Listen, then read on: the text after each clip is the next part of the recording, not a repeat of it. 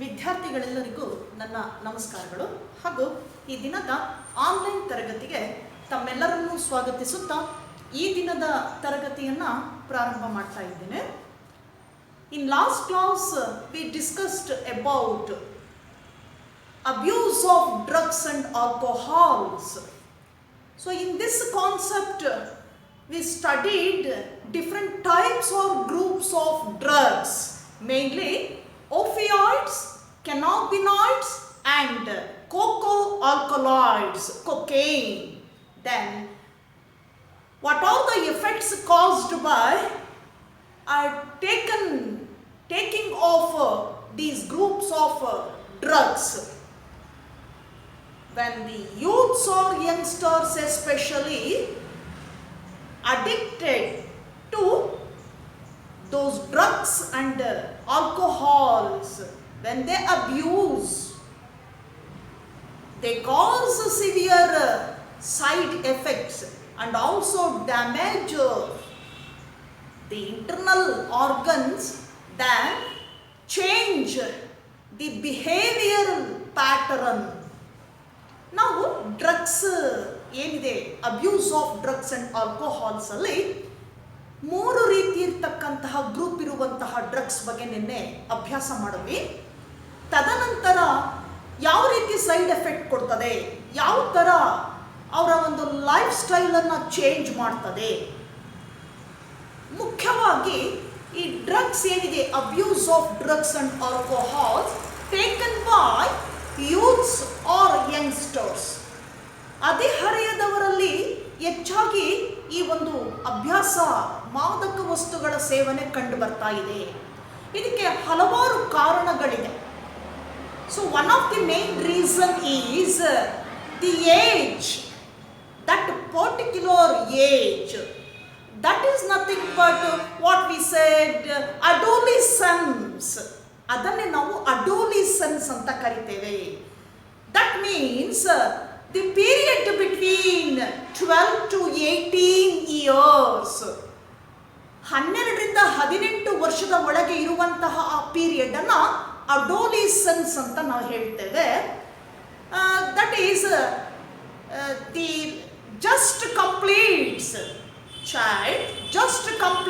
their childhood and enter to the adulthood stage.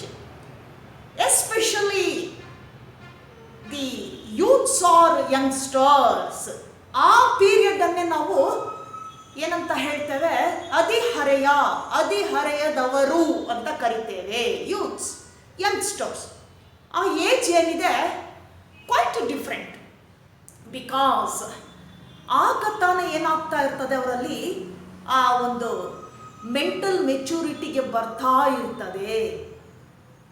ಆ ಮೈಂಡಲ್ಲಿ ಏನಾಗ್ತಾ ಇರ್ತದೆ, ಅವರಲ್ಲಿ ಕ್ಯೂರಿಯಾಸಿಟಿ ಇರ್ತದೆ, ಎಕ್ಸೈಟ್ಮೆಂಟ್ ಇರ್ತದೆ. Then very easily to attract some objects, ಬೇಗ ಒಂದು ವಸ್ತುಗಳ ಬಗ್ಗೆ ಅಟ್ರಾಕ್ಟ್ ಆಗುವಂತಹ ಸಹಜ ಒಂದು ಪ್ರಕ್ರಿಯೆ ಇರ್ತದೆ ಅವರಲ್ಲಿ ಆ ಒಂದು ಅಡೋಲಿಸೆನ್ಸ್ ಪೀರಿಯಡ್ ಅಲ್ಲಿ. ಹಾಗಾಗಿ abuse of drugs and alcohols ಏನಿದೆ, mainly taken by youngsters or youths, ಅವರಲ್ಲೇ ಹೆಚ್ಚಾಗಿ ಕಂಡು ಬರ್ತಾ ಇರ್ತಕ್ಕಂಥದ್ದು ಮಾದಕ ವಸ್ತುಗಳ ಆ ಸೇವನೆ ಚಟ. ಹಾಗಾದ್ರೆ ಈ ಅಡೋಲಿಸೆನ್ಸ್ ಅಲ್ಲಿ ಏನಿದೆ, what are the causes when those youngsters R the ಏನಂತ ಹೇಳ್ತೇವೆ ನಾವು ಅವ್ರನ್ನ, ದಟ್ ಈಸ್ ಯಂಗ್ಸ್ಟರ್, ಹದಿಹರೆಯದವರು ಅಂತ ಕರಿತೇವೆ. ಸೊ ಆ ಯಂಗ್ಸ್ಟರ್ಸ್ ಎಸ್ಪೆಷಲಿ ಯಾಕೆ ಆ ಒಂದು ಅಬ್ಯೂಸ್ ಆಫ್ ಡ್ರಗ್ಸ್ ಮತ್ತು ಆಲ್ಕೋಹಾಲ್ಸ್ಗೆ ಅಡಿಕ್ಟ್ ಆಗ್ತಾರೆ ಅಂದಾಗ, so there are some reasons or causes for when they addict or turn to the abuse of drugs and alcohol. ಅದ್ರ ಕಡೆಗೆ ಗಮನ ಹರಿಸೋದಕ್ಕೆ ಅಥವಾ ಆ ಒಂದು ಸೇವನೆಗೆ ಬಲಿಯಾಗುವಂತಹ ಒಂದು ದಾರಿಯನ್ನ ಹಿಡಿತಾರೆ. ಅದಕ್ಕೆ ಕೆಲವು ಕಾಸಸ್ ಇದೆ, ಕಾರಣ ಇದೆ. ಯಾವುದದು ಅಂದಾಗ ಏನು ಯಂಗ್ಸ್ಟರ್ಸ್ ಇರ್ಬೋದು, ಯೂತ್ಸ್ ಅಂತಲೂ ಹೇಳ್ತೇವೆ. ಯಾವ್ಯಾವುದು ಕಾಸಸ್ಸು ಅಂದಾಗ, so the adolescence that leads youngsters or youths become vulnerable behavior. Vulnerable behavior. That means when they exposed to attack or harm.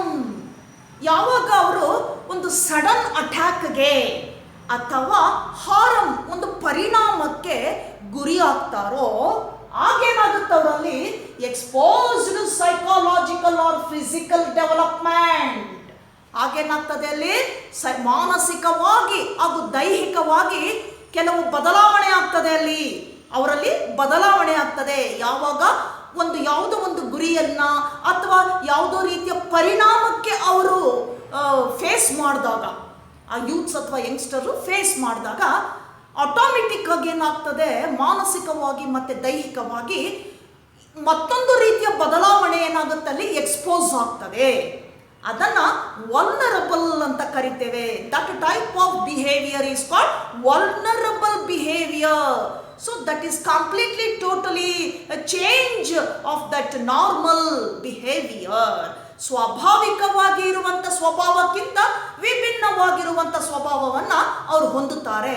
ಯಾವಾಗ ಅಂತ ಅಡ್ಡ ಪರಿಣಾಮಕ್ಕೆ ಫೇಸ್ ಮಾಡ್ತಾರೋ ಆಗ ಉಂಟಾಗುವಂತಹ ಒಂದು ಬೆಳವಣಿಗೆ ಇದು, ಮಾನಸಿಕವಾಗಿ ಮತ್ತು ದೈಹಿಕವಾಗಿ. So that changes the behaviour pattern. ಅವರ ವರ್ತನೆಯನ್ನು ಚೇಂಜ್ ಮಾಡ್ತದೆ.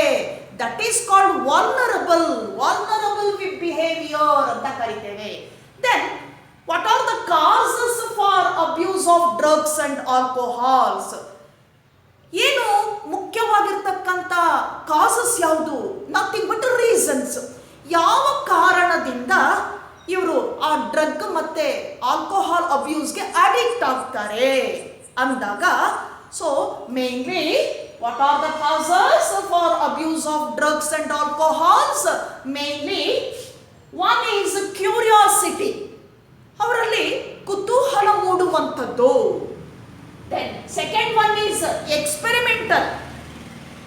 ಪ್ರಾಯೋಗಿಕವಾಗಿ ಯಾಕೆ ನಾನು ಪ್ರಯತ್ನ ಪಡಬಾರ್ದು, ಏನು ಕುತೂಹಲ ಇದೆ ಇದರಲ್ಲಿ, ಏನಾಗುತ್ತೆ, ಏನು ಕೊಡುತ್ತೆ, ಏನು ಬದಲಾವಣೆ ಆಗ್ತದೆ, ಯಾಕೆ ನಾನು ಒಂದ್ಸಲ ಪ್ರಯತ್ನ ಮಾಡಬಾರ್ದು ಅನ್ನುವಂತಹ ಒಂದು ಎಕ್ಸ್ಪೆರಿಮೆಂಟಲ್ ಒಂದಿದು ಬರುತ್ತೆ ಅವರಲ್ಲಿ. ಆ ಒಂದು ಕಾನ್ಸೆಪ್ಟ್ ಬರ್ತದೆ. ಒಂದು ಕ್ಯೂರಿಯಾಸಿಟಿ, ಅವರಲ್ಲಿ ಕುತೂಹಲ ಮೂಡಿಸುವಂಥದ್ದು. ಎರಡನೇದಾಗಿ ಎಕ್ಸ್ಪೆರಿಮೆಂಟಲ್, ಯಾಕೆ ಪ್ರಯೋಗ ಮಾಡಬಾರ್ದು ಅನ್ನುವಂಥದ್ದು. ಮೂರನೇದಾಗಿ ಎಕ್ಸೈಟ್ಮೆಂಟ್, ಒಂದು ರೋಮಾಂಚನವನ್ನು ಪಡ್ಕೊಳ್ಳುವಂಥದ್ದು. Excitement, thrill, ರೋಮಾಂಚನವನ್ನು ಪಡ್ಕೊಳ್ಳುವಂಥದ್ದು. ಹಾಗೆ ಅಡ್ವೆಂಚರ್, ಏನೋ ನಾವೊಂದು ಸಾಹಸ ಮಾಡಿದ್ದೇವೆ, ಒಂದು ಸಾಹಸಕ್ಕೆ ಕೈ ಹಾಕಿದ್ದೇವೆ ಅನ್ನುವ ಮನೋಭಾವನೆ, ಫೀಲಿಂಗ್. ಈ ಎಲ್ಲ ರೀಸನ್ಸ್ ಏನಿದೆ, ಕಾರಣಗಳೇನಿದೆ, so automatically those youths or youngsters taken drugs or alcohols. ಅವರು ಆ ಡ್ರಗ್ ಮತ್ತು ಆಲ್ಕೋಹಾಲ್ ತಗೊಳ್ಳಿಕ್ಕೆ ಮುಖ್ಯವಾಗಿ ಪ್ರಚೋದನೆ ನೀಡುವಂಥ ಪರಿಣಾಮಗಳು ಯಾವ್ಯಾವುದು, ಕಾರಣಗಳು ಅಂದಾಗ ಈ 4 ಬರ್ತದೆ. ಒಂದು curiosity, second one excitement, third one is experiment, and last one is that is ಏನಂತ ಹೇಳ್ತೇವೆ ನಾವು, ಅಡ್ವೆಂಚರ್ ಅಂತ ಕರಿತೇವೆ. These are causes for taking or abuse of drugs and alcohols by youngsters or youths. ನಿಮಗೆ 2 ಮಾರ್ಕ್ಸ್ಗೆ ಕಾಸಸ್ ಕೇಳಿದಾಗ ಇದನ್ನು ಬರಿಬೇಕಾಗ್ತದೆ. ಯಾವುದು? Curiosity, experiment, excitement and adventure. Then ಏನಾಗುತ್ತೆ ಹಾಗಾದ್ರೆ? So the abuse of drugs and alcohol turns their life. ಏನಾಗ್ತದೆ? ಅವರ ಲೈಫ್ ಸ್ಟೈಲನ್ನೇ ಚೇಂಜ್ ಮಾಡ್ತದೆ. So in what aspects they turn their life or they changed life. That is, they left from schools, colleges or academic year or examinations. ಏನಾಗುತ್ತೆ ಅವರಲ್ಲಿ? ಈ ಒಂದು ಮಾದಕ ವಸ್ತುಗಳ ಸೇವನೆಯಿಂದ ಕ್ರಮೇಣ ಅವರು ಶಾಲೆಯನ್ನು ಬಿಡ್ತಾರೆ, ಹೋಗೋದಿಲ್ಲ ಶಾಲೆಗೆ. ಹಾಗೆ ಕಾಲೇಜನ್ನು ಬಿಡ್ತಾರೆ, ಹೈಯರ್ ಸ್ಟಡೀಸ್ ಮಾಡುವಂಥರು ಆ ಕಾಲೇಜಿಂದ ಹೊರಗುಳಿತಾರೆ, ವಿದ್ಯಾಭ್ಯಾಸದ ಕಡೆ ಗಮನ ಇರೋದಿಲ್ಲ. ಹಾಗೆ ಪರೀಕ್ಷೆಯನ್ನು ಕೂಡ ಅವರು ಬರೆಯೋದಿಲ್ಲ, ಅನುತ್ತೀರ್ಣರಾಗಬೇಕಾಗುತ್ತೆ ಅಂತೇಳಿ ಪರೀಕ್ಷೆಯನ್ನು ಕೂಡ ಅವರು ಯಾವ ಸಿದ್ಧತೆ ಇಲ್ಲದೆ ಕಾರಣ ಏನಾಗುತ್ತೆ, ಪರೀಕ್ಷೆಯನ್ನು ಕೂಡ ಅವರು ತೆಗೆದುಕೊಳ್ಳೋದಿಲ್ಲ. ಹೀಗೆ ಆ ಸೇವನೆ ಈ ರೀತಿಯಾಗಿರ್ತಕ್ಕಂಥ ಲೈಫನ್ನು ಟರ್ನ್ ಮಾಡ್ತಾ ಹೋಗ್ತದೆ, ಅವರಲ್ಲಿ ಬದಲಾವಣೆಯನ್ನು ತರ್ತಾ ಹೋಗ್ತದೆ. So to promote left from colleges or school or academic year or examination etcetera, ಈ ರೀತಿ ಬರುವಂತಹ ಒಂದು ಅಡ್ಡ ಪರಿಣಾಮವನ್ನು ಅವರು ಫೇಸ್ ಮಾಡಬೇಕಾಗ್ತದೆ. ಅಬ್ಯೂಸಿಂದ ಏನಾಗ್ತದೆ, ಅವ್ರ ಲೈಫು ಈ ರೀತಿ ಟರ್ನ್ ಆಗಲಿಕ್ಕೆ ಪ್ರಾರಂಭ ಆಗ್ತದೆ ಆ ಹದಿಹರೆಯದವರಲ್ಲಿ. ಹಾಗೆ another objects like TV, television, movies, ಚಲನಚಿತ್ರಗಳು, ಹಾಗೆ ದೆನ್ ಇಂಟರ್ನೆಟ್, ಏನು ಅಂತರ್ಜಾಲ ಅಂತ ಹೇಳ್ತೀವಲ್ಲ ಅದು, ನ್ಯೂಸ್ ಪೇಪರ್, ಏನು ಒಂದು ಪತ್ರಿಕೆ, ದಿನಪತ್ರಿಕೆಗಳನ್ನು ತರಿಸುವಂಥದ್ದು. ಇದರಲ್ಲಿ ಏನಿದೆ ಅಂದಾಗ ಸಾಕಷ್ಟು ವಿಚಾರಗಳನ್ನು ಕೊಟ್ಟಿರ್ತಾರೆ, ದೈನಂದಿನ ವಿಚಾರಗಳನ್ನು, ಜಗತ್ತಿನ ಮೂಲೆ ಮೂಲೆಯಲ್ಲಿ ನಡೆಯುವಂತಹ ವಿಚಾರಗಳನ್ನು, ಎಲ್ಲ ರೀತಿಯ ವಿಷಯಗಳನ್ನು ಒಳಗೊಂಡಿರ್ತಕ್ಕಂತಹ ಒಂದು ಮಾಧ್ಯಮಗಳು. ಈ ಮಾಧ್ಯಮ ಏನಿದೆ, ಸೊ ಒಂದು ಆ ಮೀಡಿಯಾಗಳಲ್ಲಿ ನ್ಯೂಸ್ ಪೇಪರ್ ನೋಡಬಹುದು, ಟೆಲಿವಿಷನ್, ಹಾಗೆ ಇಂಟರ್ನೆಟ್, ಅಂತರ್ಜಾಲ. ಸೊ ಇವೆಲ್ಲವೂ ಕೂಡ ಏನು ಮಾಡುತ್ತೆ ಅಂದರೆ to promote youngsters to addict drugs and alcohols. ಇವೆಲ್ಲವೂ ಒಂದಲ್ಲ ಒಂದು ಕಾರಣದಿಂದ ಆ ಹದಿಹರೆಯದವರನ್ನ ಮಾದಕ ವಸ್ತುಗಳ ಚಟಕ್ಕೆ ಬಲಿಯಾಗುವಂತೆ ಪ್ರೇರಣೆ ನೀಡುತ್ತೆ, ಪ್ರಮೋಟ್ ಮಾಡುತ್ತೆ. ಇಂಟರ್ನೆಟ್ ಆಗಿರ್ಬೋದು, ನ್ಯೂಸ್ ಪೇಪರ್ ಆಗಿರ್ಬೋದು, ಟೆಲಿವಿಷನ್ ಆಗಿರ್ಬೋದು, ಸೊ ಮೂವೀಸ್ ಆಗಿರಬಹುದು, ಇವೆಲ್ಲವೂ ಕೂಡ ಅವರನ್ನು ಆ ಒಂದು ಸೇವನೆಗೆ ಪ್ರಚೋದನೆ ಕೊಡುವಂತಹ ನಿಟ್ಟಿನಲ್ಲಿ ಏನು ಮಾಡುತ್ತೆ, ಪರಿಣಾಮವನ್ನು ಬೀರುತ್ತೆ. ಇವೆಲ್ಲವೂ ಕೂಡ ಮಾಧ್ಯಮಗಳಾಗಿರುವಂಥದ್ದು. ಇದಿಷ್ಟು ನಾವು ಅಡೋಲಿಸೆನ್ಸ್ ಅಲ್ಲಿ ನೋಡುವಂಥದ್ದು. That is the period between childhood and adulthood. So that is the bridge link between childhood and adulthood. What are the causes ಅಂದಾಗ, ಯಾಕೆ ಅವ್ರು ತಗೊಳ್ಳೋದಕ್ಕೆ ಪ್ರಚೋದನೆಗೆ ಒಳಗಾಗ್ತಾರೆ ಅಂದಾಗ, ಒಂದು ಕ್ಯೂರಿಯಾಸಿಟಿ ಇದೆ, ಎಕ್ಸೈಟ್ಮೆಂಟ್ ಇದೆ, ಅಡ್ವೆಂಚರ್ ಇದೆ, ಎಕ್ಸ್ಪೆರಿಮೆಂಟಲ್, ಈ ರೀತಿಯಾಗಿ ಕಾಸಸ್ ಅಂತ ಹೇಳ್ತೇವೆ. ಹಾಗೆ ಅದರ ಪರಿಣಾಮ ಏನಾಗುತ್ತೆ ಅಂದಾಗ ಇವೆಲ್ಲವನ್ನು ನಾವು ಹೇಳಬೇಕಾಗ್ತದೆ. ಕಾಲೇಜ್, ಸ್ಕೂಲ್, ವಿದ್ಯಾಭ್ಯಾಸದ ಕಡೆ ಗಮನ ಇರಲ್ಲ, ಬಿಡ್ತಾರೆ, ಅವರು ಶಾಲೆಯನ್ನು ಬಿಟ್ಬಿಡ್ತಾರೆ. ಹಾಗೆ ಅವರಿಗೆ ಅದರಲ್ಲಿ ಇಂಟ್ರೆಸ್ಟ್ ಇರೋದಿಲ್ಲ. ಕೆಲವು ಮಾಧ್ಯಮಗಳು ಅವರನ್ನು ಉತ್ತೇಜನ ಕೊಡುತ್ತೆ, ಆ ಒಂದು ಸೇವನೆಗೆ ಪ್ರಚೋದನೆಯನ್ನು ಕೊಡುವಂಥ ಮಾಧ್ಯಮಗಳಿದೆ. ಇದಿಷ್ಟು ನಾವು ಅಡೋಲಿಸೆನ್ಸ್ ಅಲ್ಲಿ ನೋಡುವಂಥದ್ದು. ನಾವು we move on to the next one, addiction and dependence. Next is addiction and dependence. Addiction, ಅದಕ್ಕೆ ಅಡಿಕ್ಟ್ ಆಗುವಂಥದ್ದು, ಪೂರ್ತಿಯಾಗಿ ಅದಕ್ಕೆ ಏನಾಗಿರ್ತಾರೆ, ಅಡಿಕ್ಟ್ ಆಗುವಂಥದ್ದು. That is called addiction. Dependence, ಅವಲಂಬಿತರಾಗುವುದು. ಅದನ್ನು ಬಿಟ್ಟರೆ ಅವರಿಗೆ ಬೇರೆ ಏನೂ ಇಲ್ಲ, ಬೇರೆ ಯಾವ ಲೋಕನೂ ಇಲ್ಲ ಅನ್ನುವ ಮಟ್ಟಿಗೆ ಅದಕ್ಕೇನಾಗಿರ್ತಾರೆ, ಅವರು ಅವಲಂಬಿತರಾಗಿರುವಂಥದ್ದು. ದಟ್ ಈಸ್ ಡಿಪೆಂಡೆನ್ಸ್ ಅಂತ ಹೇಳ್ತೇವೆ. Then coming to the addiction. So what is the meaning of addiction? Addiction nothing but psychological attachment of effects such as euphoria and hallucination. Addiction nothing but psychological attachment, ಅಂದ್ರೆ ಮಾನಸಿಕವಾಗಿ ಹೊಂದಿಕೊಳ್ಳುವಂಥದ್ದು. Psychological attachment of effects, ಆ ಪರಿಣಾಮಗಳಿಗೆ ಮಾನಸಿಕವಾಗಿ ಹೊಂದಿಕೊಳ್ಳುವಂಥದ್ದು. ಯಾವ ಪರಿಣಾಮ? Like euphoria and hallucination. Euphoria means the excitement state of joy, feeling of happiness. ಏನು ಯುಫೋರಿಯಾ ಅಂದರೆ? I told in the last class, euphoria that means an excitement of joy, ಯಾವಾಗಲೂ ಉನ್ಮಾದಕರಾಗಿರುವಂಥದ್ದು, ಸಂತೋಷದಲ್ಲಿ ತೇಲುವಂತಹ ಒಂದು ಕಂಡೀಷನ್ ಅದು. ಯುಫೋರಿಯಾ ಅಂತ ಕರಿತೇವೆ.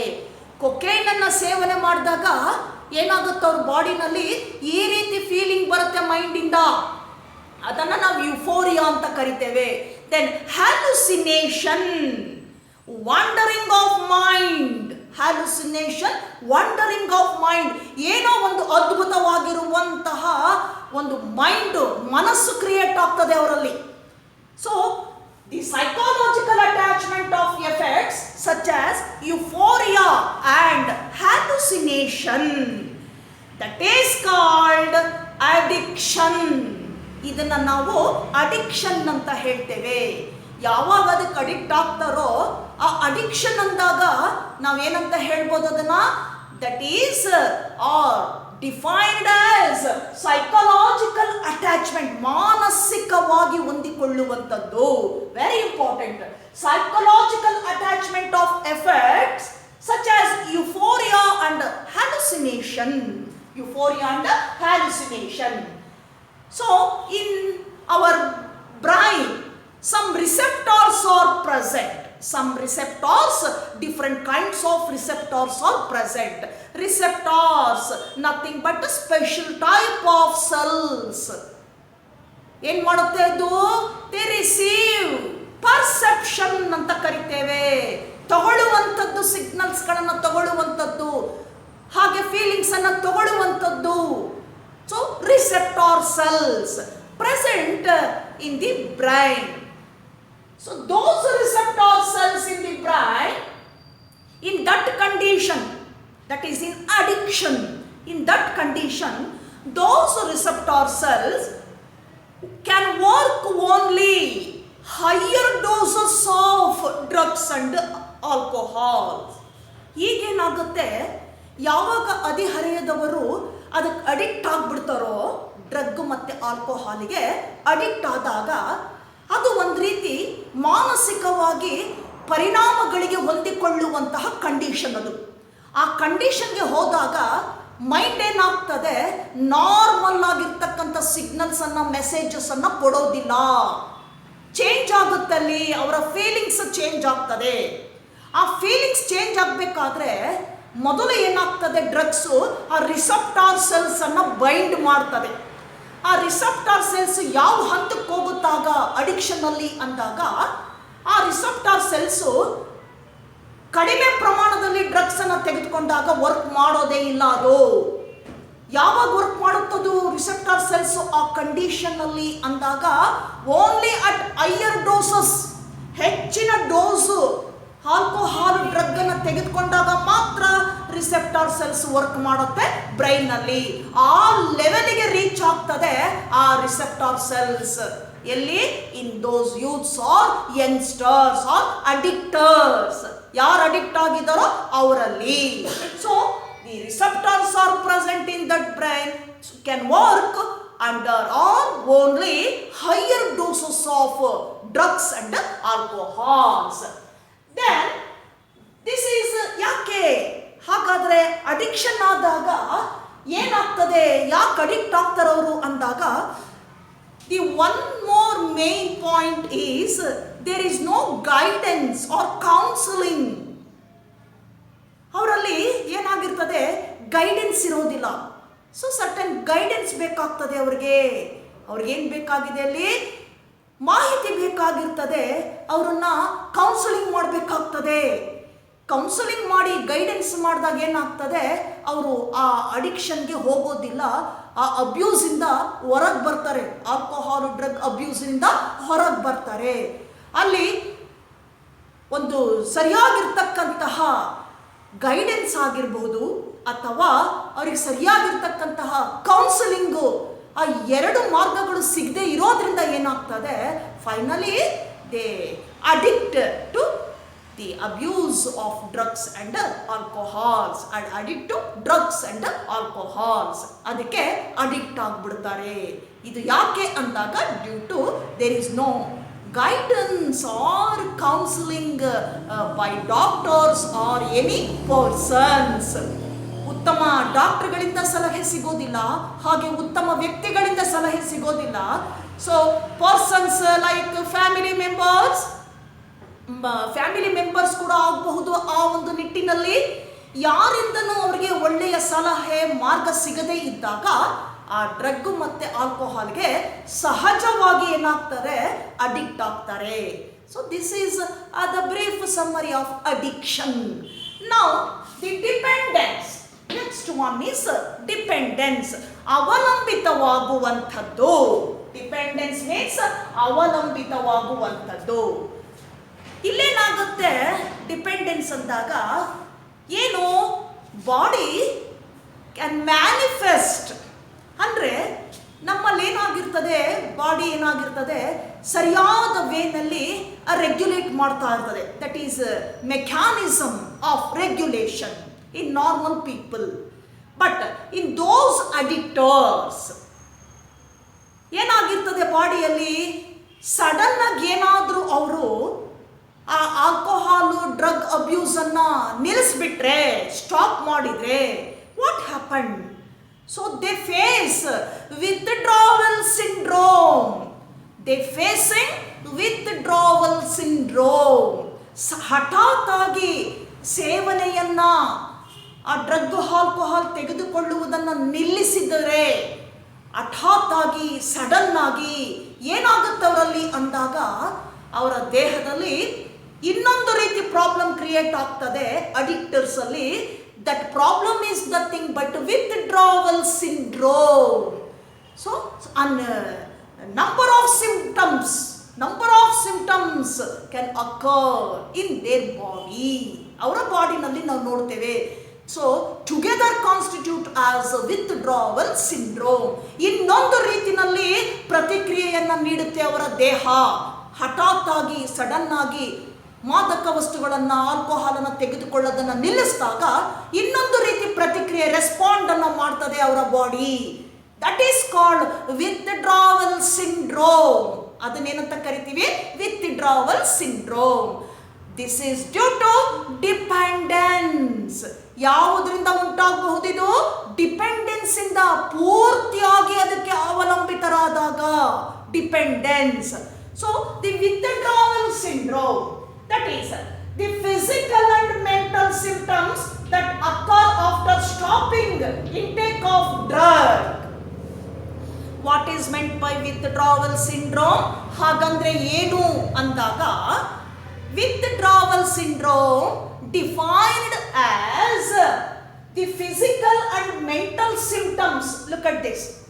The physical and mental symptoms that occur after stopping intake of drug and alcohol.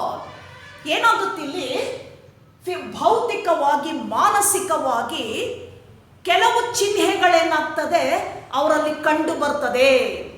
ಯಾರು addict ಆಗಿದ್ದಾರೆ, ಸೇವನೆಗೆ ಒಳಪಟ್ಟಿದ್ದಾರೆ, ಅದಕ್ಕೆ ಅವಲಂಬಿತರಾಗಿದ್ದಾರೆ, ಅಂತಹ ಅರೆಯದವರಲ್ಲಿ ಏನಾಗುತ್ತೆ, ಮಾನಸಿಕವಾಗಿ ದೈಹಿಕವಾಗಿ ಕೆಲವು ಚಿಹ್ನೆಗಳು ಅವರ ದೇಹದಲ್ಲಿ ಪ್ರತಿಕ್ರಿಯಿಸುತ್ತೆ.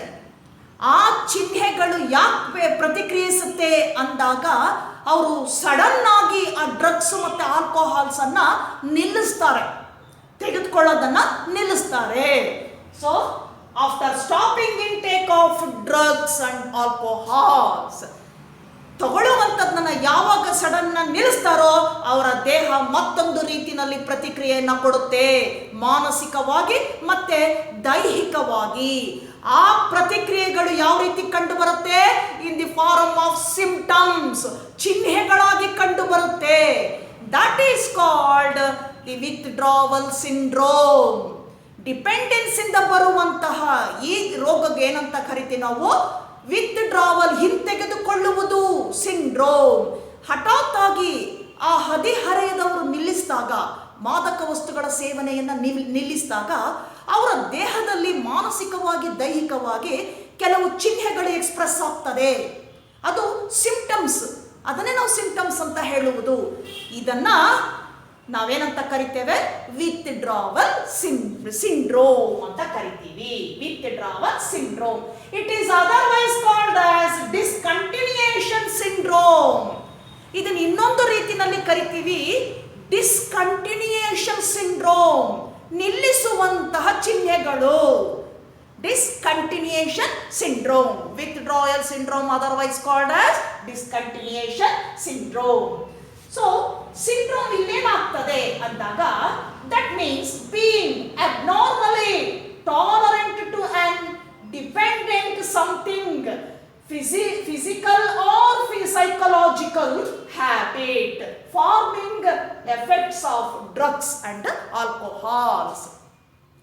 ಈ ಒಂದು ಸಿಂಪ್ಟಮ್ಸ್ ಏನಿದೆ, ಇದು ಏನು ವಿತ್ಡ್ರಾವಲ್ ಸಿಂಡ್ರೋಮ್ ಅಂತ ನಾವೇನು ಕರಿತೇವೆ, ಅವರು ಡಿಸ್ಕಂಟಿನ್ಯೂಯೇಷನ್ ಸಿಂಡ್ರೋಮ್ ಯಾವ ರೀತಿ ಅದು ಟರ್ನ್ ಮಾಡುತ್ತೆ ಅವರ ಬಾಡಿನ ಅಂದಾಗ, that means being abnormally tolerant to on dependent something. Normal ಆಗಿ ಟಾಲರೇಟ್ ಮಾಡೋದಿಲ್ಲ ಬಾಡಿ, ಏನಾಗುತ್ತೆ ಅಬ್ನಾರ್ಮಲ್ ಆಗಿ ಟಾಲರೇಟ್ ಮಾಡ್ತದೆ. ಆನ್ ಡಿಪೆಂಡೆಂಟ್ ಸಮಥಿಂಗ್, ಯಾವುದೋ ಒಂದಕ್ಕೆ ಅವರು ಡಿಪೆಂಡ್ ಆದಾಗ, ಯಾವುದೋ ವಸ್ತುವಿಗೆ ಡಿಪೆಂಡ್ ಆದಾಗ. So dependent something, that is psychological or physiological. ಯಾವುದದು ಸಮಥಿಂಗ್ ಅನ್ನೋದು ಮಾನಸಿಕವಾಗಿ ಆಗಿರಬಹುದು, ದೈಹಿಕವಾಗಿ ಆದರೂ ಆಗಿರಬಹುದು.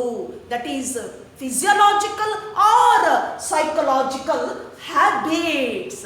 ಹ್ಯಾಬಿಟ್ಸ್ ಅಂತ ಕರಿತೇವೆ. So habits forming effects of drugs and alcohols. effects of drugs and alcohols.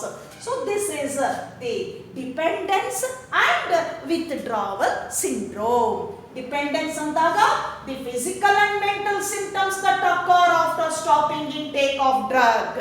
Then what is meant by withdrawal or discontinuation syndrome? That means being abnormally tolerant to an dependent something, that is psychological or physiological habit forming effects of drugs and alcohols. ಅವರಲ್ಲಿ ಏನಾಗುತ್ತೆ, habits ಮಾನಸಿಕವಾಗಿ ದೈಹಿಕವಾಗಿ create ಆಗ್ತದೆ, abnormal. So ಯಾವುದರಿಂದ create ಆಗುವಂಥದ್ದು ಆಗಿರ್ತಿತ್ತು, ಈ ಏನು ಪರಿಣಾಮ ಇದೆ ಮಾದಕ ವಸ್ತುಗಳ ಪರಿಣಾಮ, ಅದರಿಂದ ಆ ರೀತಿಯಾಗಿರ್ತಕ್ಕಂಥ ಅಬ್ನಾರ್ಮಲ್ ಆಕ್ಟಿವಿಟೀಸ್ ಬರ್ತದೆ, ಬಿಹೇವಿಯರ್. ಅದು ಮಾನಸಿಕವಾದರೂ ಆಗಿರಬಹುದು ಅಥವಾ ದೈಹಿಕವಾಗಿ ಆದರೂ ಆಗಿರಬಹುದು. ಇದನ್ನ ನಾವು ಡಿಸ್ಕಂಟಿನ್ಯೂಯೇಷನ್ ಆರ್ ವಿತ್ಡ್ರಾಯಲ್ ಸಿಂಡ್ರೋಮ್ ಅಂತ ಕರಿತೇವೆ. The causes or effects of withdrawal syndrome. What are the causes, what are the effects of withdrawal syndrome?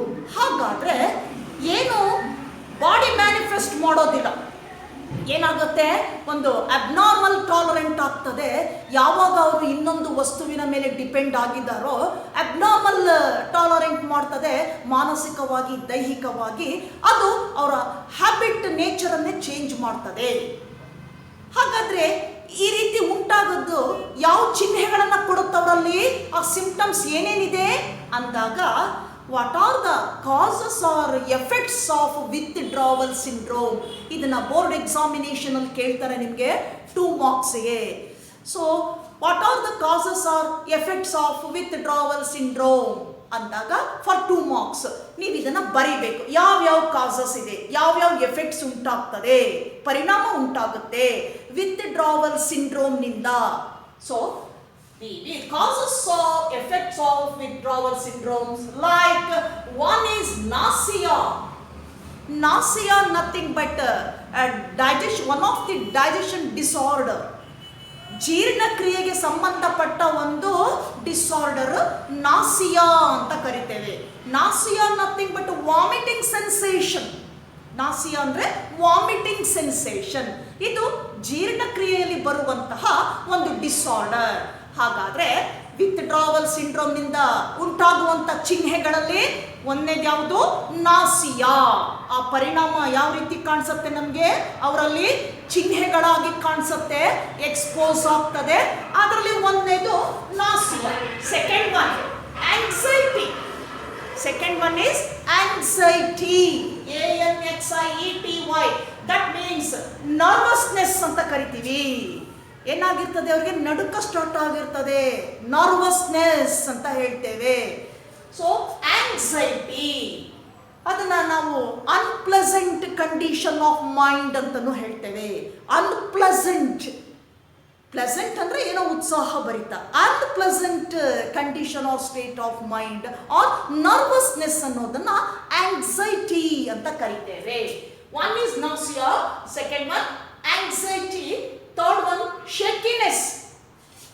ಒಂದು ರೀತಿ ಕೈ ಕಾಲೆಲ್ಲ ನಡುತ್ತಾ ಇರುತ್ತೆ ಅವರಲ್ಲಿ. ಏನು ಅಡಿಕ್ಟರ್ಸ್ ಇದ್ದಾರೆ ಅವರ ಕೈ ಕಾಲು ಏನಾಗ್ತಾ ಇರ್ತದೆ, ನಡುತ್ತಾ ಇರ್ತದೆ ಅವ್ರದ್ದು. ಶೇಕಿನೆಸ್ ಅಂತ ಹೇಳ್ತಾರೆ, ಶೇಕಿನೆಸ್. ದೆನ್ ಟಯರ್ಡ್ನೆಸ್, ಫ್ಯಾಟಿಗ್ಯೂ ಅಂತ ಕರಿತೀವಿ. ಫ್ಯಾಟಿಗ್ಯೂ ದಟ್ ಮೀನ್ಸ್ ಟಯರ್ಡ್ನೆಸ್, ಸುಸ್ತಾಗುವಿಕೆ, ಟಯರ್ಡ್ನೆಸ್. ಅಂಡ್ ಸ್ವೆಟಿಂಗ್, ತುಂಬಾ ಬೆವರ್ತಾ ಇರ್ತಾರೆ. So these are all effects of withdrawal syndrome. One is nausea, anxiety, tiredness, sweating and shakiness. ಇದಿಷ್ಟು ಕೂಡ effects of withdrawal syndrome. Now we move on to the next one, effects of drugs and alcohols. ಸಂಪೂರ್ಣ ಪರಿಣಾಮವನ್ನು ನೋಡೋಣ ಈಗ. Effects of drugs and alcohols. ಮಾದಕ ವಸ್ತುಗಳ ಮದ್ಯ ಮತ್ತು ಮಾದಕ ವಸ್ತುಗಳ ಸೇವನೆಯಿಂದ ಉಂಟಾಗುವಂಥ ಪರಿಣಾಮಗಳು ಯಾವ್ಯಾವುದು ಅನ್ನೋದೇ effects of drugs and alcohol. The first effect that is careless behaviour. ಅವರಲ್ಲಿ ಏನಾಗಿರ್ತದೆ, ಯಾವುದ್ರ ಬಗ್ಗೆ ಕೇರ್ ಇರೋದಿಲ್ಲ, ಜವಾಬ್ದಾರಿ ಇರೋದಿಲ್ಲ. ಅಂತಹ ವರ್ತನೆಯನ್ನ ನೋಡ್ತೇವೆ ನಾವು ಯಾರಲ್ಲಿ? ಅಡಿಕ್ಟರ್ಸ್ ಅಲ್ಲಿ, ಆ ಸೇವನೆ ಮಾಡುವವರಲ್ಲಿ. ಕೇರ್ಲೆಸ್ ಬಿಹೇವಿಯರ್, ಜವಾಬ್ದಾರಿ ಇಲ್ಲದಂತಹ ವರ್ತನೆ. ಹಾಗೆ ವ್ಯಾಂಡೋಲಿಸಮ್ ಅಂತ ಹೇಳ್ತೀವಿ. Vandalism that means destruction of property, ಕಳೆದುಕೊಳ್ತಕ್ಕಂಥದ್ದು. ಏನು ಪ್ರಾಪರ್ಟಿ ಇದೆ ಅದನ್ನ ಕಳೆದುಕೊಳ್ತಕ್ಕಂಥದ್ದು. ಆಸ್ತಿ ಇರ್ಬೋದು, ಇನ್ನೊಂದೇನೋ ಇರ್ಬೋದು. ಆ ಸೇವನೆ ಚಟಕ್ಕೆ ಬಲಿಯಾಗಿರ್ತಾರಲ್ಲ, ಆ ರೀತಿನಲ್ಲಿ ಏನು ಮಾಡ್ತಾರೆ, ಒಂದೊಂದಾಗಿ ಅವರಲ್ಲಿರ್ತಕ್ಕಂಥ ಪ್ರಾಪರ್ಟಿಯನ್ನ ಕಳ್ಕೊಳ್ತಾ ಬರ್ತಾರೆ. That is vandalism, destruction of property. Then extreme force, violence ಅಂತ ಹೇಳ್ತೀವಿ. ಎಕ್ಸ್ಟ್ರೀಮ್ ಫೋರ್ಸ್, ಪ್ರಬಲವಾಗಿರ್ತಕ್ಕಂತಹ ಒಂದು ಒತ್ತಡ, ಪ್ರಬಲವಾಗಿರುವಂತಹ ಒಂದು ಒತ್ತಡ. Then the severe dosage of drugs and alcohols leads that person to coma stage and finally he dies. ಏನಾಗ್ತಾರೆ ಅವರು? ಸತ್ತೋಗ್ತಾನೆ. ತುಂಬಾ ಕುಡಿದಾಗ ಏನಾಗುತ್ತೆ, ಚಟಕ್ಕೆ ಬಲಿಯಾಗಿ ಹೆಚ್ಚು ಸೇವನೆ ಮಾಡಿದಾಗ ಕೋಮಾ ಕಂಡೀಷನ್ಗೆ ಹೋಗುವ ಸಾಧ್ಯತೆ ಇದೆ.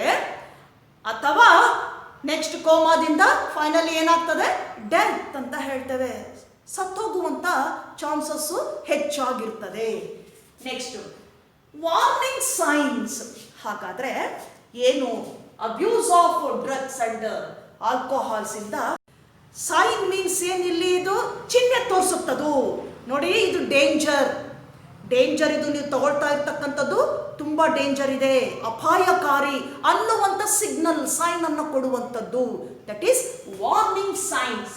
ಲೈಕ್ ಒಂದು drop from the school or colleges. ಅವ್ರೇನ್ ಮಾಡ್ತಾರೆ, ಪ್ರಾರಂಭದಲ್ಲಿ ಇದು ವಾರ್ನಿಂಗ್ ಸೈನ್ಸ್. ಏನು ವಾರ್ನಿಂಗ್ ಸೈನ್ ಅಂದಾಗ ಒಂದೊಂದೇ ಹಂತದಲ್ಲಿ ಅವ್ರ ಬಿಹೇವಿಯರು, ಅವರಲ್ಲಿ ಲೈಫ್ ಸ್ಟೈಲು ಚೇಂಜ್ ಆಗ್ತಾ ಹೋಗ್ತದೆ. ಅಪಾಯಕಾರಿ ಒಂದು ಸ್ಥಿತಿಯನ್ನು ತಲುಪ್ತಾ ಇದ್ದಾರೆ ಅನ್ನೋದನ್ನ ತೋರಿಸ್ತಾ ಹೋಗುತ್ತೆ. ಒಂದನೇದಾಗಿ ಅವ್ರ ವಿದ್ಯಾಭ್ಯಾಸನ ಕಡಿಮೆ ಮಾಡ್ಕೊಳ್ತಾ ಬರ್ತಾರೆ. ಅಂದರೆ ವಿದ್ಯಾಭ್ಯಾಸ ಮಾಡಬೇಕು ಅಂದಾಗ ಎಲ್ಲಿಗೆ ಹೋಗ್ಬೇಕು, ಶಾಲೆ ಕಾಲೇಜುಗಳಿಗೆ ಹೋಗ್ತಾರೆ. ಈಗ ಅವರು ಆ ಶಾಲೆ ಕಾಲೇಜಿಗೆ ಹೋಗೋದನ್ನ ಏನು ಮಾಡ್ತಾರೆ, ತಪ್ಪಿಸ್ತಾರೆ ಅವರು. ಸೊ ರೆಗ್ಯುಲರ್ ಆಗಿ ಹೋಗೋದೇ ಇಲ್ಲ, drop from the colleges or schools etcetera, ಹೋಗೋದಿಲ್ಲ.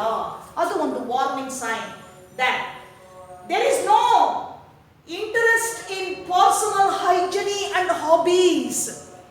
ಎರಡನೇದಾಗಿ ತಗೊಂಡಾಗ ಏನು ಸೈನ್ ಅಂದರೆ, ಇವ್ರು ಮುಂದೆ ಇಂಥ ಒಂದು ಚಟಕ್ಕೆ ಬಲಿಯಾಗಿ ಮುಂದೆ ಜೀವನವನ್ನು ಕಳ್ಕೊಳ್ತಾರೆ ಅನ್ನೋದಕ್ಕೆ ವಾರ್ನಿಂಗ್. ಇದೆಲ್ಲ ಎಚ್ಚರಿಕೆ ಕೊಡುವಂಥದ್ದು.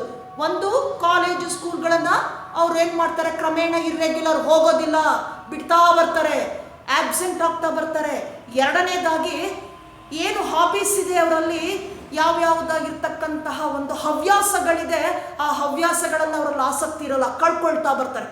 ಹವ್ಯಾಸಗಳಲ್ಲಿರ್ತಕ್ಕಂಥ ಆಸಕ್ತಿಯನ್ನ ಕಳ್ಕೊಳ್ತಾ ಬರ್ತಾರೆ. ಹಾಗೆ ಏನು ತಮ್ಮ ಸ್ವಚ್ಛತೆಯ ಬಗ್ಗೆ ಅವರಿಗೆ ಆಸಕ್ತಿ ಇರೋದಿಲ್ಲ. ಹೈಜಿನಿ ಮೀನ್ಸ್ ಸ್ವಚ್ಛತೆ. ತಮ್ಮ ದೇಹವನ್ನೇ ಸ್ವಚ್ಛವಾಗಿ ಇಟ್ಕೊಳ್ಳಬೇಕು ಅನ್ನೋದ್ರ ಕಡೆ ಅವ್ರಿಗೆ ಆಸಕ್ತಿ ಇರೋದಿಲ್ಲ. There is no interest of personal hygiene. ಸ್ವಚ್ಛತೆ ಬಗ್ಗೆ ಅವ್ರಿಗೆ ಆಸಕ್ತಿ ಇರೋದಿಲ್ಲ. ಹೇಗೆ ಬೇಕೋ ಹಾಗೆ ಇರ್ತಕ್ಕಂಥದ್ದು. ಸ್ನಾನ ಸಹಿತ ಮಾಡೋದಿಲ್ಲ. ಯಾವುದೋ ಬಟ್ಟೆಗಳನ್ನು ಹಾಕ್ಕೊಳ್ಳೋದು. ಇದು ಏನು ತೋರಿಸುತ್ತೆ? ಸ್ವಚ್ಛತೆಯನ್ನು ತೋರಿಸುತ್ತೆ. ಆ ಸ್ವಚ್ಛತೆ ಅವರಲ್ಲಿ ಇರೋದಿಲ್ಲ. ಅದಕ್ಕೆ ಬೇಕಾಗಿರುವಂಥ ಆಸಕ್ತಿ ಅವರು ಕಳ್ಕೊಂಡಿರ್ತಾರೆ. ಹಾಗೆ ಡಿಪ್ರೆಷನ್, ಖಿನ್ನತೆ ಅಂತ ಹೇಳ್ತೀವಿ. ಡಿಪ್ರೆಷನ್ ಮೀನ್ಸ್ ಖಿನ್ನತೆ. ಏನೋ ಒಂದು ಯಾವಾಗಲೂ ಕೂಡ ಆ ಮೂಡಲ್ಲಿ ಇರ್ತಕ್ಕಂಥದ್ದು, ಖಿನ್ನರಾಗಿರ್ತಕ್ಕಂಥದ್ದು. ಡಿಪ್ರೆಷನ್ ಇದರಲ್ಲಿರ್ತಕ್ಕಂಥದ್ದು ಒಂದು ರೀತಿಯಾಗಿರ್ತಕ್ಕಂಥ ಆ ಫ್ರೆಶ್ ಮೂಡ್ ಅವರಲ್ಲಿ ಇರೋದಿಲ್ಲ. ಖಿನ್ನತೆಗೆ ಒಳಗಾಗಿರುವಂಥದ್ದು ಡಿಪ್ರೆಷನ್. ದೆನ್ ಟಯರ್ಡ್ನೆಸ್, ಸುಸ್ತಾಗುವಿಕೆ. ಆಕ್ಟಿವಿಟಿ ಇರೋದಿಲ್ಲ ಅವರಲ್ಲಿ. ಯಾವಾಗಲೂ ಕೂಡ ಏನಾಗಿರ್ತಾರೆ? ಮಂಕಾಗಿ, ಸುಸ್ತಾಗಿ ಕಂಡು ಬರ್ತಾ ಇರ್ತಾರೆ. ಟಯರ್ಡ್ನೆಸ್ ಆರ್ ಫ್ಯಾಟಿಗ್ಯೂ ಅಂತಲೂ ಕೂಡ ಹೇಳ್ತೀವಿ. ಅಗ್ರೆಸಿವ್ನೆಸ್, ಕೋಪಿಸ್ಟರಾಗಿರುವಂಥದ್ದು. ಸ್ವಲ್ಪ ಅವರನ್ನೇನಾದರೂ ಮಾತಾಡ್ಸಿದ್ರೆ ಅಥವಾ ಇನ್ಯಾವುದೋ ಏನಾದರೂ ಅವ್ರಿಗೆ ಬೇಕು ಅಂತ ಕೇಳಿದಾಗ ಅಥವಾ ಅವರಲ್ಲಿ ಬರ್ತಕ್ಕಂಥ ರೆಸ್ಪಾಂಡ್ ಹೆಂಗಿರ್ತದೆ? ಕೋಪಿಸ್ಟು ನಾರ್ಮಲ್ ಆಗಿರೋದಿಲ್ಲ. ಯಾವಾಗಲೂ ಕೂಡ ಏನಾಗಿರ್ತಾರೆ? ಆ್ಯಂಗ್ರಿ ಆಗಿ, ಅಗ್ರೆಸಿವ್ ಆಗಿರ್ತಾರೆ. ಕೋಪಿಸ್ಟರಾಗಿರ್ತಕ್ಕಂಥದ್ದು aggressive. Then change, sleeping and eating. Change in sleeping and eating. ಅವರಲ್ಲಿ ಏನು ಬದಲಾವಣೆ ಆಗ್ತದೆ ಅಂದರೆ ಊಟ ಮಾಡೋದರಲ್ಲೂ ಕೂಡ ಏನಾಗುತ್ತೆ? ಬದಲಾವಣೆ ಆಗ್ತದೆ. ಹಾಗೆ ಮಲಗುವಂತಹ ಕಂಡೀಷನ್ ಏನಿದೆ ಅದು ಕೂಡ ಬದಲಾಗ್ತಾ ಹೋಗ್ತದೆ. ಅಂದರೆ ಸರಿಗೆ ನಿದ್ರೆ ಬರೋದಿಲ್ಲ ಅವ್ರಿಗೆ. ಏನು ರೆಸ್ಟ್ ಕಂಡೀಷನ್ ಇದೆ ನೈಟಲ್ಲಿ ಮಾಡುವಂತಹ ನಿದ್ರೆ, ಅದು ಅವ್ರಿಗೆ ಬರೋದಿಲ್ಲ. ಅಲ್ಲಿ ಚೇಂಜ್ ಆಗ್ತಾ ಹೋಗ್ತದೆ. That is change in eating and sleeping. Then the fluctuation in weight. ಏನಾಗುತ್ತಿಲ್ಲ, ಅವರು ವೆಯ್ಟ್ ತೂಕದಲ್ಲಿ ಫ್ಲಕ್ಚುಯೇಷನ್ ಆಗ್ತಾ ಹೋಗುತ್ತೆ. ಒಂದ್ಸಲ ಹೆಚ್ಚಾಗುತ್ತೆ, ಒಂದ್ಸಲ ಕಡಿಮೆ ಆಗ್ತದೆ. ಹೀಗೆ ವೆಯ್ಟಲ್ಲಿ ಫ್ಲಕ್ಚುಯೇಟ್ ಆಗ್ತಾ ಹೋಗ್ತದೆ. For some time, when unable to get money to buy drug or alcohol, then finally ಏನು ಮಾಡ್ತಾರೆ ಅವರು? They start illegal activities. ಈಗ ಅವರಿಗೆ ಹಣ ಸಿಗದೇ ಇದ್ದಾಗ, ಆ ಮಾದಕ ವಸ್ತು ಮದ್ಯ ಅವರಿಗೆ ತಗೊಳ್ಬೇಕು ಅಂದಾಗ ಹಣ ಸಿಗದೇ ಇದ್ದಾಗ ಏನು ಮಾಡ್ತಾರೆ ಅವರು? ಕಳ್ತನ ಮಾಡಲಿಕ್ಕೆ, ಇಲ್ಲಿಗಲ್ ಆ್ಯಕ್ಟಿವಿಟೀಸ್ಗೆ ತೊಡಕೊಳ್ತಾರೆ. ಅಂದರೆ ಕಳ್ತನ ಮಾಡೋದು, ಇನ್ನೊಂದು ರೀತಿಯಲ್ಲಿ ಹಣವನ್ನು ತೆಗೆದುಕೊಂಡು ಏನೋ ಮನೆಯಲ್ಲಿರ್ತಕ್ಕಂಥ ವಸ್ತುಗಳನ್ನು ತಗೊಂಡು ಮಾರಾಟ ಮಾಡಿ ಆ ಹಣದಿಂದ ಮದ್ಯ ಅಥವಾ ಈ ಒಂದು ಮಾದಕ ವಸ್ತುಗಳನ್ನು ಸೇವನೆ ಮಾಡುವಂಥದ್ದು ಇಲ್ಲಿಗಲ್ ಆಕ್ಟಿವಿಟೀಸ್ಗೆ ಟರ್ನ್ ಆಗ್ತಾರೆ. ಯಾವಾಗ? ಅವರಿಗೆ ಹಣ ಸಿಗದೇ ಇದ್ದಾಗ. So when unable to get money, start illegal activities. They start illegal activities. Then another way, when they taken drug by intravenously.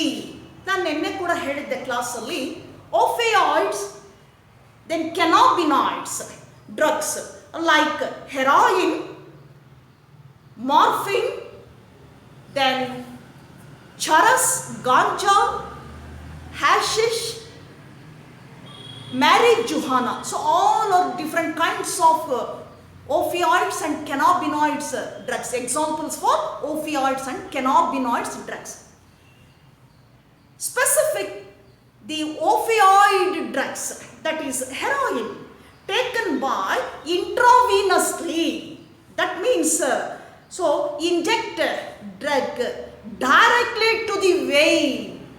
ಇಂಟ್ರಾವೀನಸ್ಲಿ ಅಂದರೆ ಅರ್ಥ ಆ ಡ್ರಗ್ಗನ್ನು ನೇರವಾಗಿ ವೇನಿಗೆ ಚುಚ್ಚಿಕೊಳ್ಳುವಂಥದ್ದು, ವೇನಿಗೆ ಕೊಡುವಂಥದ್ದು ಇಂಟ್ರಾವೀನಸ್ಲಿ ಅಂತ ಕರಿತೀವಿ. ಅದು ಇಂಟ್ರಾವೀನಸ್ ಟೈಪ್ ಅಂತ. ಇಂಜೆಕ್ಟ್ ಏನು ಮಾಡ್ತಾರೆ? ಅದನ್ನು, ಆ ಇಂಜೆಕ್ಷನನ್ನು ನೀಡಲು ತಗೊಂಡು ಆ ಡ್ರಗ್ಗಲ್ಲಿ ಅದನ್ನು ತಗೊಂಡು ಅದನ್ನು ನೇರವಾಗಿ ವೇನಿಗೆ ಕೊಡುವಂಥದ್ದು. ಇದು ಇಂಟ್ರಾವೀನಸ್ ಅಂತ ಹೇಳ್ತೀವಿ. Intravenously, taken by intravenously. ಆಗೇನಾಗ್ತದೆ? So sometime they used infected needles and syringes for taking drugs. ಕೆಲವು ಸಂದರ್ಭದಲ್ಲಿ ಸೋಂಕಿತ ನೀಡಲು ಮತ್ತು ಸೋಂಕಿತವಾಗಿರ್ತಕ್ಕಂತಹ ಸಿರಿಂಜನ್ನು ಬಳಕೆ ಮಾಡ್ಕೊಂಡ್ಬಿಡ್ತಾರೆ ಡ್ರಗ್ ತಗೊಳ್ಬೇಕಾದ್ರೆ, ಇಂಟ್ರಾವೀನಸ್ ಅಲ್ಲಿ ತಗೊಳ್ಬೇಕಾದ್ರೆ. ಆಗೇನಾಗ್ತದೆ, so that may be cause an infection that is AIDS. ಅಲ್ಲೇನಾಗ್ತದೆ, ಪಾಸಿಬಿಲಿಟಿ ಆಫ್ ಏಡ್ಸ್. ಯಾವುದು ಡಿಸೀಸ್ ಬರ್ಬೋದಲ್ಲಿ? Possibility of disease like AIDS. AIDS ಬರೋದು ಗೊತ್ತಿದೆಯಲ್ಲ, 4 ಮಾರ್ಗಗಳು. So one is transfusion of blood, another one is the sexual contact with infected person, then third one using infected needle and syringe, then last one infected mother to her child, that is her fetus ಅಲ್ಲಿರ್ತಕ್ಕ ಬೆಳೆಯುವಂತಹ ಮಗು, ಗರ್ಭದಲ್ಲಿರ್ತಕ್ಕಂತಹ ಮಗು. ಹೀಗೆ 4 ಮಾರ್ಗಗಳಿಂದ ಹರಡುವಂಥದ್ದು. ಯಾವಾಗ infected needle ಅಥವಾ ಸಿರಿಂಜನ್ನು ಬಳಕೆ ಮಾಡ್ಕೊಳ್ತಾರೋ ಆ ಡ್ರಗ್ಗನ್ನು ತೆಗೆದುಕೊಳ್ಬೇಕಾದ್ರೆ intravenous ಅಲ್ಲಿ, ಆಗೇನಾಗ್ತದೆ, AIDS ಬರುವಂತಹ ಆ ಇನ್ಫೆಕ್ಷನ್, HIV ಬರುವಂತಹ ಸಾಧ್ಯತೆ ಹೆಚ್ಚಾಗಿರ್ತದೆ, ಪಾಸಿಬಿಲಿಟಿ ಇದೆ ಅಲ್ಲಿ. ದೆನ್ ಹೆಪಟೈಟಿಸ್ ಬಿ ಕೂಡ ಏನಾಗುತ್ತೆ, ಇನ್ಫೆಕ್ಷನ್ ಬರುವಂತಹ ಸಾಧ್ಯತೆ ಇರ್ತದೆ. ಯಾರಲ್ಲಿ? ಈ ಅಡಿಕ್ಟರ್ಸ್ ಅಲ್ಲಿ, ಮಾದಕ ಸೇವನೆಯನ್ನ, ಮದ್ಯ ಸೇವನೆಯನ್ನ ಮಾಡ್ತಕ್ಕಂಥವರಲ್ಲಿ ಈ ಇನ್ಫೆಕ್ಷನ್ ಸುಲಭವಾಗಿ ಬರುವಂತಹ, ಸ್ಪ್ರೆಡ್ ಆಗುವಂತಹ ಚಾನ್ಸಸ್ ಹೆಚ್ಚಾಗಿರ್ತದೆ. Chances of more in addicters, that is disease infections like AIDS and hepatitis B. Then the abuse of drug and alcohol cause liver cirrhosis. Another main effect, cause liver cirrhosis. liver ಎಲ್ಲ damage ಆಗಿ ಹೋಗ್ತದೆ.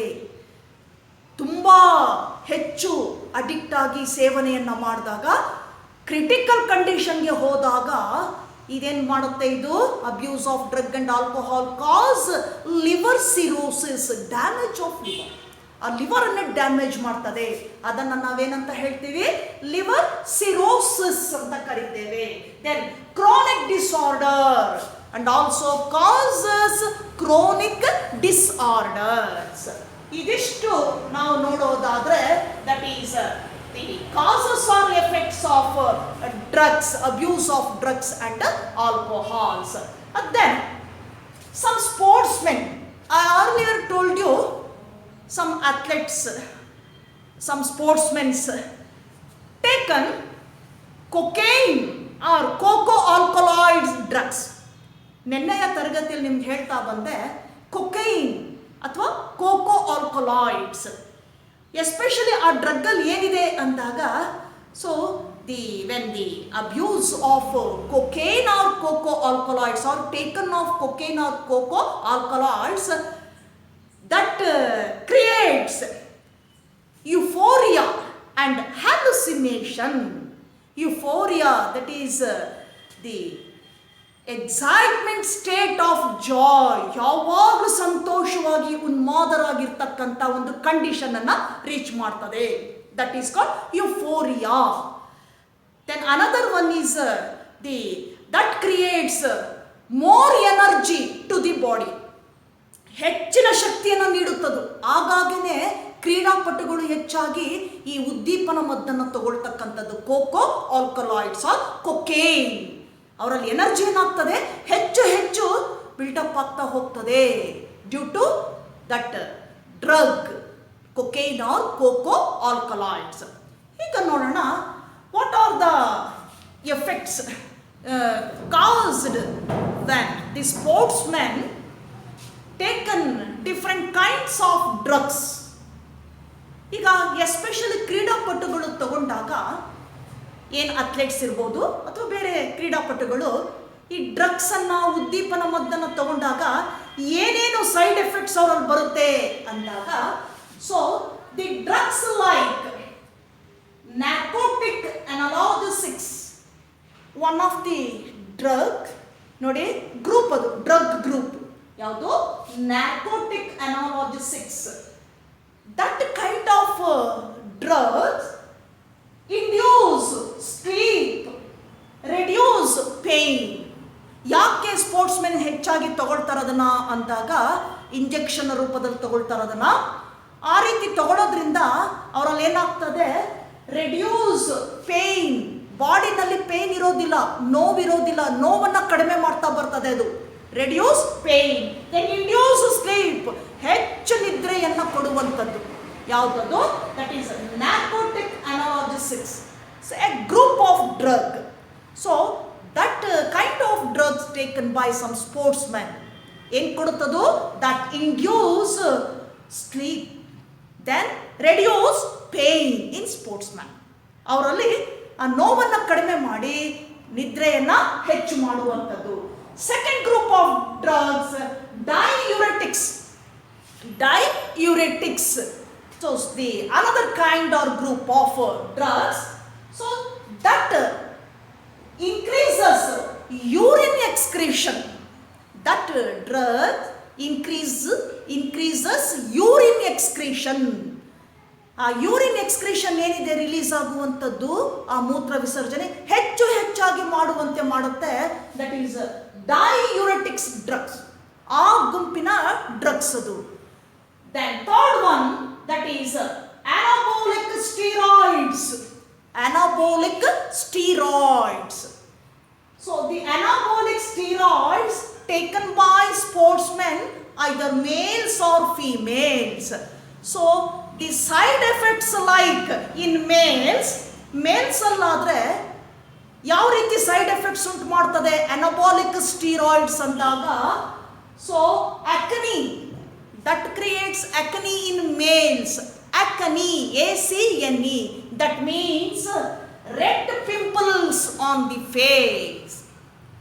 ಏನಾಗುತ್ತೆ, ಅವ್ರ ಮುಖದ ಮೇಲೆ ಕೆಂಪು ರೀತಿ ಇರ್ತಕ್ಕಂತಹ ಒಂದು ಪಿಂಪಲ್ಸ್, ಗುಳ್ಳೆಗಳು ಬರ್ತದೆ, ಪೂರ್ತಿ ಫೇಸ್ ಪೂರ್ತಿ ಆವೃತವಾಗ್ತದೆ. ಅದನ್ನು, ಆ ಕಂಡೀಷನ್ ಅನ್ನ acne ಅಂತ ಕರಿತೇವೆ. acne, that is the formation of red pimples on face. ಕೆಂಪು ಬಣ್ಣದ ಏನಾಗುತ್ತೆ, ಪಿಂಪಲ್ಸು ಪೂರ್ತಿಯಾಗಿ ಕವರ್ ಮಾಡುತ್ತೆ ಫೇಸನ್ನು. ಆ ಕಂಡೀಷನ್ ಅನ್ನು ಏನಂತ ಕರಿತೀವಿ? ಆಕ್ನಿ. ಯಾವಾಗ ಈ ಒಂದು ಅನಾಬೋಲಿಕ್ ಸ್ಟೀರಾಯ್ಡ್ಸ್ ಅನ್ನು ತೆಗೆದುಕೊಂಡಾಗ ಅದು ಏನು ಮಾಡುತ್ತೆ? They cause side effects in males ಅಲ್ಲಿ ಉಂಟು ಮಾಡುವಂತಹ side effects. Then second one, enlargement of prostate gland. ಆ ಪ್ರಾಸ್ಟೇಟ್ ಗ್ಲ್ಯಾಂಡ್ ಏನಿದೆ ಗೊತ್ತಿದೆ, accessory gland. Male reproductive system ಅಲ್ಲಿ ನಾವು ಸ್ಟಡಿ ಮಾಡಿದ್ವಿ. Accessory gland, one of the accessory gland prostate gland. Then the next one is seminal vesicle and bulbourethral glands. These three together called as accessory glands in male reproductive system. So enlargement of prostate gland ಏನಾಗ್ತದೆ, ಮೇಲಲ್ಲಿ side effects ಆಗಿ ಒಂದು ಮುಖದ ಮೇಲೆ ಏನಾಗುತ್ತೆ, ಆ red coloured pimples ಬರುವುದು, ಆಕ್ನಿ ಅಂತ ಹೇಳ್ತೇವೆ. ಎರಡನೇದಾಗಿ ಈ ಪ್ರಾಸ್ಟೇಟ್ ಗ್ಲ್ಯಾಂಡ್ಸ್ ಏನಾಗುತ್ತೆ, ಎನ್ಲಾರ್ಜ್ ಆಗ್ತಕ್ಕಂಥದ್ದು, enlargement of prostate glands. Then they have small testes, ಅಂದ್ರೆ reduce the size of testes in males. ಆ ಮೇಲ್ಸ್ ಅಲ್ಲಿ ಏನಾಗುತ್ತೆ, ಆ ಪುರುಷರಲ್ಲಿ ಆ ಟೆಸ್ಟಿಸ್ ನ ಸೈಜ್, ನಾರ್ಮಲ್ ಸೈಜ್ ಏನಾಗುತ್ತೆ, ರೆಡ್ಯೂಸ್ ಆಗ್ತಾ ಬರ್ತದೆ when they take anabolic steroids. Then next one, that is low sperm count in the semen. ಅವ್ರ ಸೆಮೆನ್ ನಲ್ಲಿ ಸ್ಪರ್ಮ್ ಕೌಂಟ್ ಏನಿರ್ತದೆ, ನಾರ್ಮಲ್ಗಿಂತ ತುಂಬಾ ಕಡಿಮೆ ಇರುವಂತದ್ದು. ಸೊ ಅದನ್ನ ನಾವೇನಂತ ಕರಿತೀವಿ, oligospermia. Low sperm count in semen, that is called oligospermia. So these are the main side effects caused by anabolic steroids in males. Now coming to the females. ಇದೇ steroids drug ಅನ್ನು ತೆಗೆದುಕೊಂಡಾಗ females ಅಲ್ಲಿ, sportsmen ಏನಿದ್ದಾರೆ, sports persons ಅಲ್ಲಿ, ಆ females ಅಲ್ಲಿ ಏನೇನು side effects ಬರುತ್ತೆ ಅಂದಾಗ, first one is masculinization. That means, ಹಾಗಂದ್ರೆ ಏನು ಅಂದ್ರೆ, male characters, expressed male characters. ಅವರಲ್ಲಿ ಏನಾಗುತ್ತೆ, ಮಹಿಳೆಯರಲ್ಲಿ ಪುರುಷರಲ್ಲಿರ್ತಕ್ಕಂತಹ ಗುಣಗಳು ಎದ್ದು ಕಾಣಿಸುತ್ತೆ, ಕೆಲವು ಗುಣಗಳು ಅವರಲ್ಲಿ ಬರ್ತದೆ. ಆ ಕಂಡೀಷನ್ ಅನ್ನ ಮ್ಯಾಸ್ಕ್ಯುಲೈನೈಸೇಷನ್ ಅಂತ ಕರಿತೇವೆ. That is male character, appearance of male character. Then second one, mood swing, mood out ಆಗ್ತಕ್ಕಂಥದ್ದು. Then third one, enlargement of clitoris. ಏನಿದೆ ಫೀಮೇಲ್ ರಿಪ್ರೊಡಕ್ಟಿವ್ ಸಿಸ್ಟಮ್ ಅಲ್ಲಿ ನಾವು ನೋಡ್ತಾ ಬಂದ್ವಿ. Consist of pair of ovaries, oviduct, uterus, then the clitoris. ಈ ಇಷ್ಟು ಇದರಲ್ಲಿ ನೋಡಿದಾಗ ಲಾಸ್ಟ್ ಪಾರ್ಟ್ ಏನಿದೆ clitoris, that is enlargement of clitoris, cervix and clitoris. So ಆ ಕ್ಲೈಟೋರಿಸ್ ಅಂತಕ್ಕಂಥ ಪಾರ್ಟ್ ಏನಾಗುತ್ತೆ, ಅವರಲ್ಲಿ ಎನ್ಲಾರ್ಜ್ ಆಗಿರ್ತದೆ, enlargement of clitoris. Then irregular menstrual cycle. ಇಲ್ಲೇನಾಗಿರುತ್ತೆ, ಮೆನ್ಸ್ಟ್ರುಯಲ್ ಸೈಕಲ್ ಪೀರಿಯಾಡಿಕ್ ಆಗಿರಲ್ಲ, ಪೀರಿಯಾಡಿಕ್ ಆಗಿ ಇರೋದಿಲ್ಲ, ಮಂತ್ಲಿ ಇರೋದಿಲ್ಲ ಅಂತ ಅರ್ಥ. ಮಂತ್ಲಿ ಇರುವಂತಹ ಆ ಮೆನ್ಸ್ಟ್ರುಯಲ್ ಸೈಕಲ್ ಏನಾಗಿರುತ್ತೆ, ಅಬ್ನಾರ್ಮಲ್ ಆಗ್ತದೆ, ಇಲ್ಲಿ ಇರೆಗ್ಯುಲರ್ ಆಗ್ತದೆ. ಯಾರಲ್ಲಿ ಯಾರು ಆ ಡ್ರಗ್ಸ್ ಅನ್ನು ತಗೊಳ್ತಾರೋ ಅಂತಹ ಮಹಿಳೆಯರಲ್ಲಿ, ಕ್ರೀಡಾಪಟುಗಳಲ್ಲಿ ಕಾಣಿಸಿಕೊಳ್ಳುವಂತಹ ಸೈಡ್ ಎಫೆಕ್ಟ್ಸ್ ಇವೆಲ್ಲ. So the irregular menstrual cycle, then deepening voice, ತುಂಬ ಕೀರು ಧ್ವನಿಯಲ್ಲಿ ಬರ್ತಕ್ಕಂಥದ್ದು, ಡೀಪನಿಂಗ್ ಒಳಗೆ ಹೋಗಿರುತ್ತೆ ಅವ್ರ ವಾಯ್ಸ್. ಈ ರೀತಿಯಾಗಿರ್ತಕ್ಕಂತಹ ಸೈಡ್ ಎಫೆಕ್ಟ್ಸ್ ಅನ್ನ ಫೀಮೇಲ್ಸ್ ಅಲ್ಲಿ ನೋಡ್ತೇವೆ. When they take anabolic steroid drugs, one kind or one group of drugs. So these are side effects, especially those taken sportsmen taken these groups of drugs, nothing but narcotic analgesics, diuretics and anabolic steroids. They cause these side effects both in males and as well as females. So this is the effects of drugs and alcohols when they abused. This is enough for today's class. Then I will take up the next concept in tomorrow's class. Till then, goodbye.